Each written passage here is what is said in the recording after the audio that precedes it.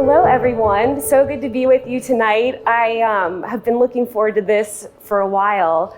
I invite you right now to take a few deep breaths.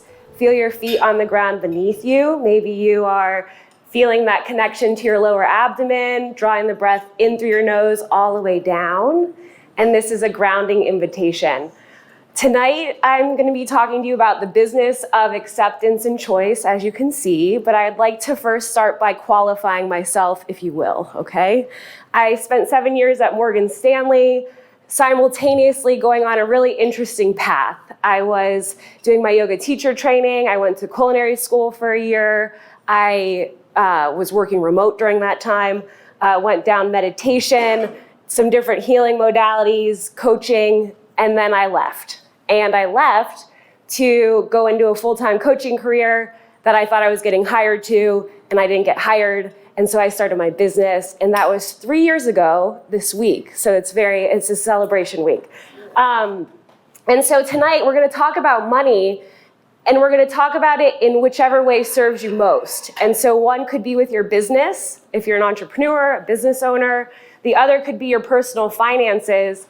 And this process is going to take you through the process that I use with my clients, coaching, to help them have this transformation. So I ask you to have an open heart, an open mind, and get whatever you need tonight. Okay, so task 1, bring to mind a goal that is something you would like to achieve in the next 3 to 12 months. And I hope you have it. And if you have a journal or something, you can write. Or Noah, I'm sure we could send this out afterwards. And we're gonna do some discovery right now, because I've been noticing that what I'm about to share with you is nothing new. Spoiler alert. There's nothing new that I'm gonna show you tonight. But there could be something different in the perspective to how you hear this tonight that could unlock something for you, that could make you 10x, 100x, whatever x, your impact. And, you know, I heard once someone say, because there's so many things people are saying, but someone said, you know, the amount of money that you're making monthly is directly parallel to the amount of service that you're giving and the value that you're giving. And that really stands true. And I think that whether this is business goals, personal finance, that's like a cleaning up or a mirror moment that can help you have some accountability to what you have going on. Noah, your precursor to this is perfect, because a lot of this is taking that personal integrity to the next level. All right. We're all here right now. There is this global crisis we may still be in. It's been a hard 18 months longer. I think there's some grief, loss, insights, alchemy, awareness. That was my own personal experience that I still feel like I'm still in, like every day sometimes. And there's been a lot of transformation in that. Number 1 in this, acceptance. And this is, we have that first goal in our back pocket, because I want to do some cleanup here for a little bit. And this is acceptance for everything as is right now. Everything. Oh, like hard pill to swallow. Okay, so we move through acceptance. If you're not coming to the other side of this, and this grief cycle is so beautiful, right? The end goal, quote unquote, if there is one, is to get to this acceptance point. Is there anyone to forgive? Noticing what you're kind of rejecting from that acceptance point. Personal responsibility. This is key, and I think Noah, with integrity, it's a perfect segue. But who am I blaming? This is that victim consciousness, right? There's some key energies to this that are easy to pick up on if you're doing this judgment-free personal inventory. We're just observing. It's okay. It's all okay. Whoa, all of it, right? But can I accept and take personal responsibility? And this is this shift where it's not take personal responsibility for all of the past, but it's this commitment to everything from this moment forward. And I think that distinction can unlock things for a lot of people, because they're still looking in the rearview mirror, and then that's causing more drama. Okay, intuition. These 1 and 2 will open you up, I believe, to more intuition. Who's business or financials has been guided positively through intuition? Anyone's negatively? I have actually, but I will say that the negative was like the growth opportunity, and so it becomes the win-win, right? It's the trick question, the challenge to the opportunity. If you are not making time for your intuition, which we're at Conscious Co-op, so I think we all are, but if it's just getting a little bit dampered or it's not as loud as you maybe need it to be, this here, whisper, talk, shout. It just starts as that little voice, and then it gets a little louder, and then it's screaming. And the screaming is usually where that kind of challenge comes in, where at the other side will be the growth, but it could be pretty painful. Okay. This number 4 here, and we're gonna overlay this to your goals. I know everyone's on the edge of their seats, okay?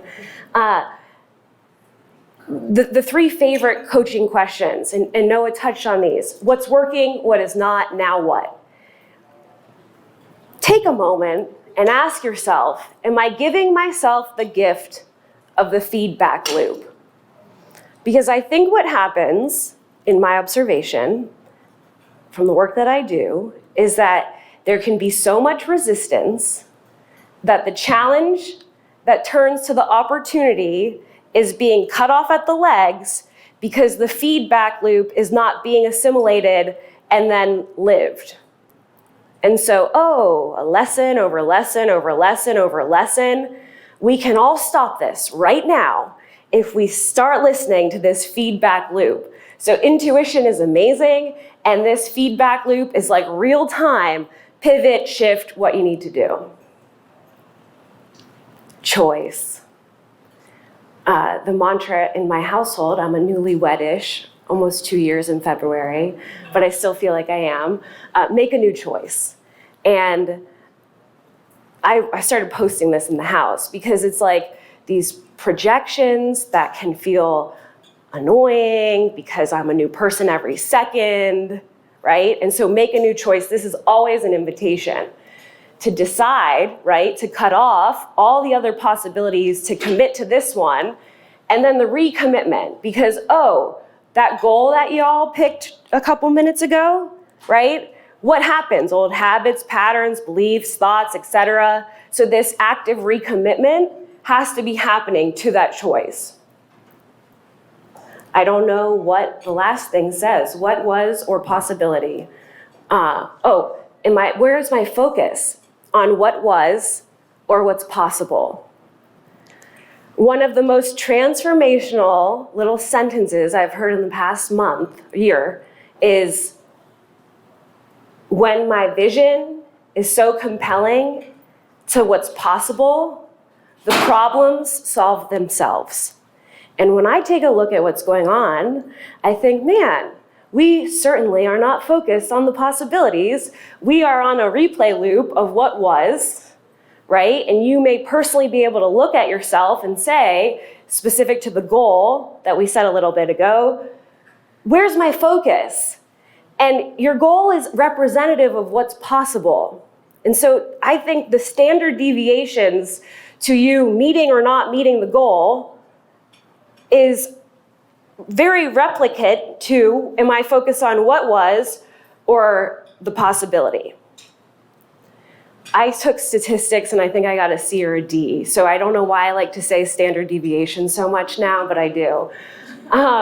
Lastly, action, right? This is the biggest part, right? We can be these like manifestors and vision holders, but these actions, taking the uncomfortable steps that become then comfortable and connecting to that goal, I would imagine there's a few that you may need to take.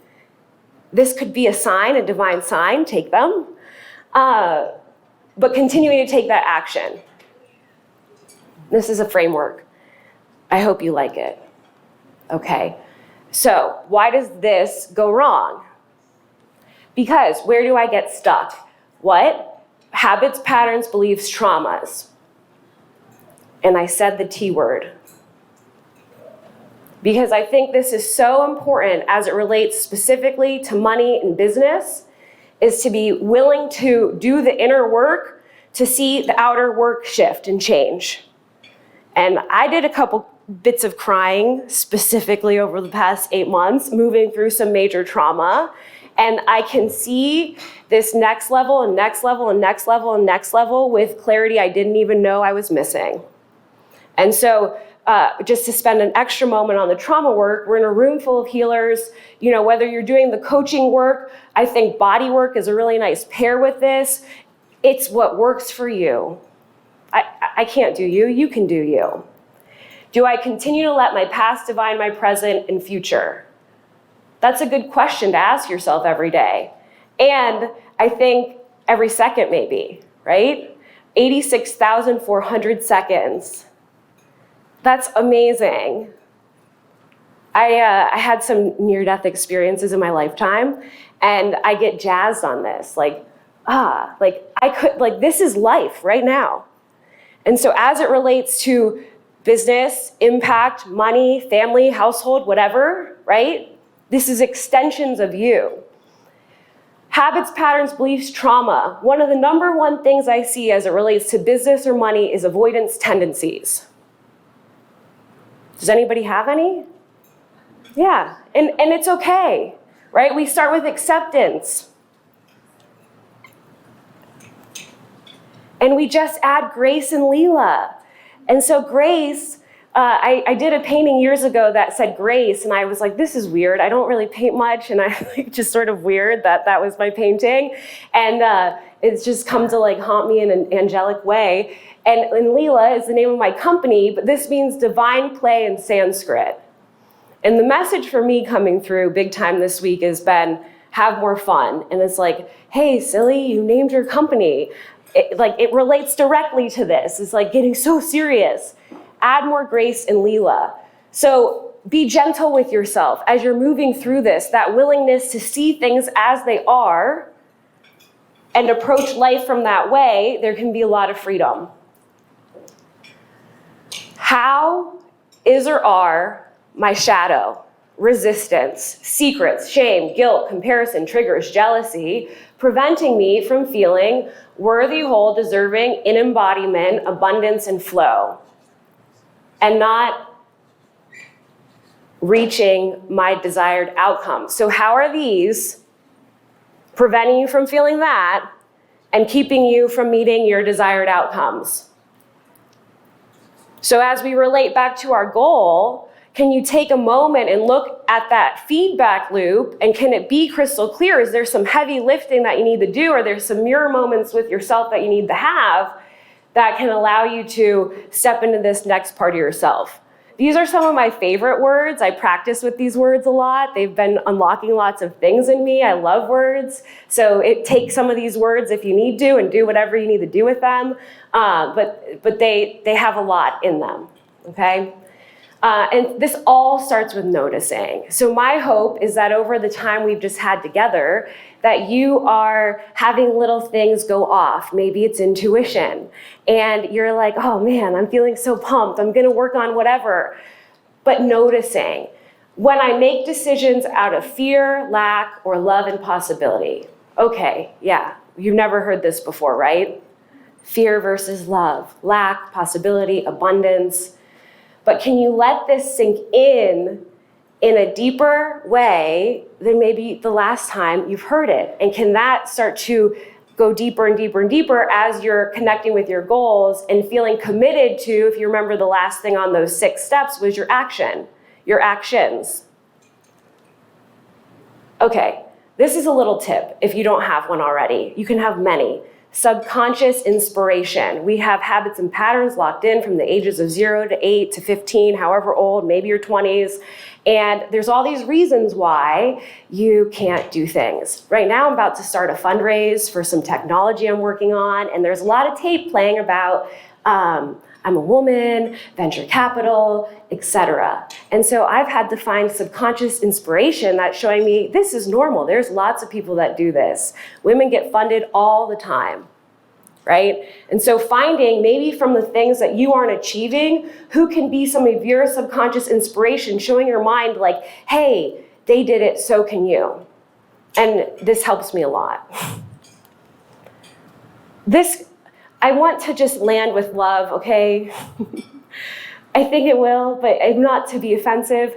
I grew up in the church, so you know what would Jesus do, okay? This says, what would my higher self do, okay? And I know, I just was like, is this not sacred?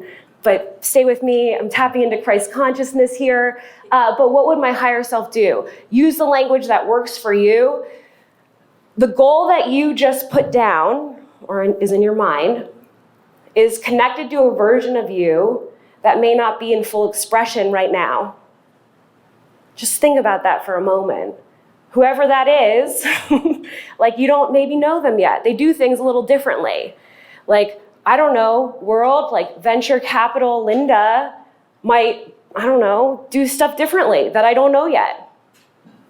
I'm like thinking of funny things that would be different, but okay. So what would my higher self do? Tapping into the energetics of this as a decision maker, this is the key, because you get into overwhelm, distraction, fear, lack, whatever, but when you can tap into, the person that achieves that goal in the quantum, and then show up today like that. I like the word magic, alchemy. We could use more traditional words like achieving your goal. But I think that these things will then happen. So, I want to backtrack to the intro if I have a moment. I think I'm good on time. But when I was finishing my time at Morgan Stanley, I started this program in my mind called Wealth Expanded. And it was redefine wealth to include well-being. And what I was noticing in the world of finance was there's these large portfolios with almost the equivalent amount of unrest, like life vitality, unrest, like not happy. And then on the other side, I'm doing all these different healing and things, cooking school, yoga, and it's like people aren't paying their bills. And I'm like, whoa, this is a huge disconnect. What is going on here? And so it's both.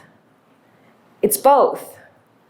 And this framework is part of that both. Because there's the things that are the things that aren't going right, quote unquote, or getting in the way of your goals, they're attached to things. And if you're not doing that heavy lifting regularly, it may not shift. And I don't know who you call to just tell the same story over and over and over if you do, or who you're listening to story over and over and over, right? But make that decision, let it be old, and then welcome the miracles. So thank you all so much. If you feel so compelled, thank you. You can take your biggest takeaway, your one commitment. I love the puppy love. We have a new puppy, so yay. And you can email to team, tag Leela Life, or you can email me directly if you want to. So thank you all. Have a beautiful evening. It's nice to be here.